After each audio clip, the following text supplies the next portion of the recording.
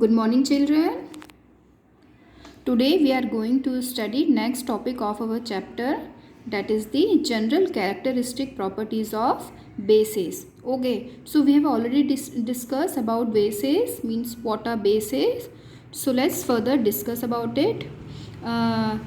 Bases, they are bitter in taste. If you taste them, then they taste bitter. They are soapy in touch, means they are slippery, चिकने चिकने होते हैं when you touch them.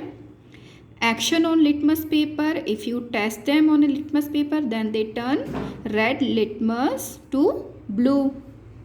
Again, they are corrosive in nature as acids. Some bases like caustic soda, that is the sodium hydroxide, caustic potash, that is the potassium hydroxide, and etc., produce a burning sensation on the skin. Okay, now conduction of the electricity, they also conduct electricity, but there is a condition regarding it, like acids, the solution of bases in water also conduct electricity. Okay, now reaction with acids, they form salts and water. When bases react with acid, what they form salt and water. Sodium hydroxide and sulfuric acid when react to produce sodium sulfate plus water. Reaction with metals, some bases जैसे कि sodium hydroxide, potassium hydroxide, when they react with active metals like zinc and aluminium, what they liberate hydrogen gas along with the formation of a salt. Okay, the experiment has been given in your book, so you can go through it regarding this experiment. I am not mentioning here. Now, so on the basis of all these characteristics, we can say that a base is a substance which when dissolved in water gives hydroxide ion in the solution. Okay, हमने acid में क्या देखा था, acid क्या देखता है, when dissolved in water it gives hydronium ion. On the other hand, when base क्या होता है, बेस ऐसा सब्सटेंस है जिसे हम पानी में डिजोल्व करते हैं, what it gives hydroxide ions. Okay, now there is a difference between base and alkali.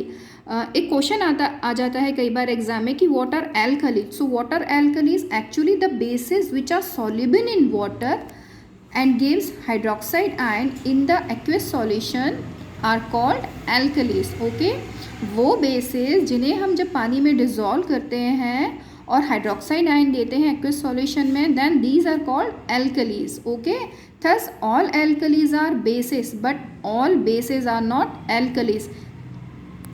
Neutralisation reaction we have already studied. Again इससे रिलेटेड जो एक्टिविटी आपकी बुक में दी है आप उसको पढ़ सकते हैं. Neutralisation reaction, it is always an exothermic reaction. What are exothermic reaction, that have already we have understood.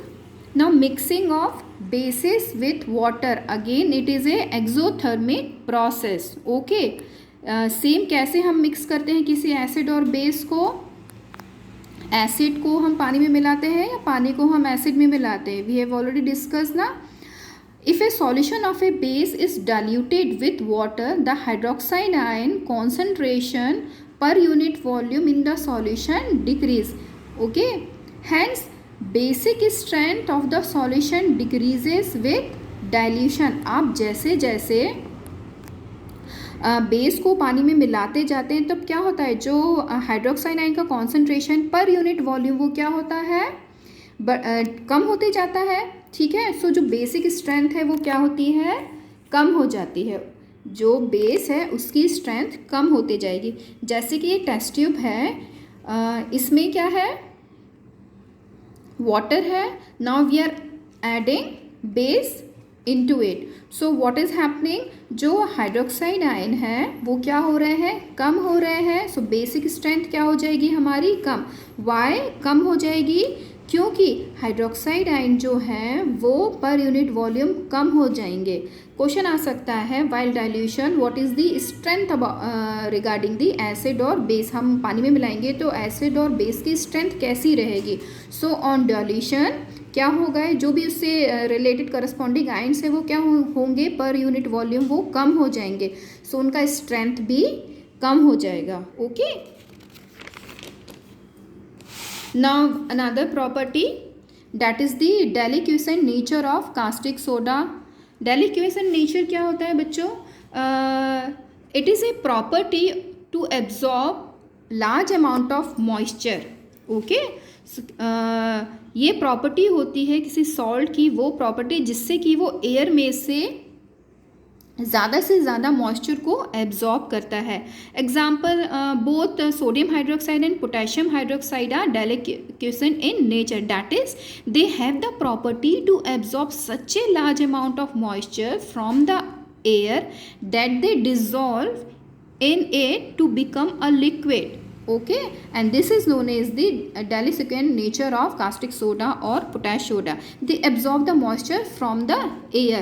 On the other hand, आपने देखा होगा बच्चों घर में जो सॉल्ट, अभी जैसे मानसून सीजन है, so you might have seen that it becomes some watery, थोड़ा सा अगर बिल्कुल ही एयर टाइट कंटेनर में नहीं होता है तो नमक कैसा हो जाता है, दैट इज़ थोड़ा सा वेट हो जाता है, गीला हो जाता है, पानी छोड़ देता है। या हम किसी सैलेड वगैरह में सॉल्ट डाल के रखते हैं, so what happen, it the salad becomes bit watery. So what is the reason behind it? There is a reason, that is the one of the characteristic property of common salt, that is the hygroscopic nature of it. So hygroscopic nature, what does it mean? It means it has a property of absorbing moisture from air but to a smaller extent. Smaller extent means as compared to desiccant nature is less, means the capacity to absorb water from air in lesser amount. Hygroscopic nature और deliquescent nature में क्या difference है, जो deliquescent salts रहते हैं वो large amount of moisture को air में से एब्जॉर्ब करते हैं। On the other hand hygroscopic nature means lesser amount में वाटर को एब्जॉर्ब करते हैं, that is the sodium chloride. Okay, I hope you would have understand जितना हमने पढ़ा है बच्चों। ये वीडियोस जो बनाए जा रहे हैं आप लोगों के लिए बनाए, please watch them and prepare your notes. Okay.